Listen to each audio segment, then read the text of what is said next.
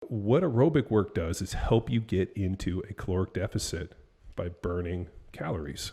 And as long as you're eating a high protein diet, 0.8 to a gram, even up to 1.5 grams of protein per pound of body weight, eating a high protein diet in caloric restriction.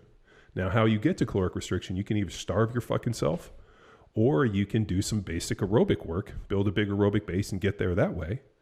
And then you eat in a caloric restriction and you bang heavy weights. Now, here's my caveat. If you are eating in a caloric restriction and trying to lean out, your results in terms of your intensity and your numbers are not going to be as intense, as dramatic as if you were fucking casting stones to the wind and eating like there's no tomorrow. Now, if all of a sudden you're like, hey, I want to eat a high protein diet in a caloric surplus, okay, and I'm going to do this, then you're giving yourself the fuel to be able to push the training. I think what you have to do is you have to readjust your intended outcome based upon calorie consumption.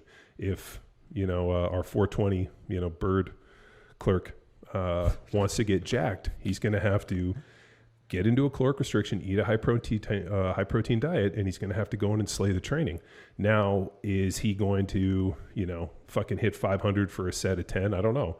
I mean, if he was, not restricting calories, forcing them down, going in hard, drinking a coffee, howling at the moon, watching the program the night before and fucking seat at the table, putting his head through the glass, his legitimate drop sets, I mean, he's going to be well fueled for those.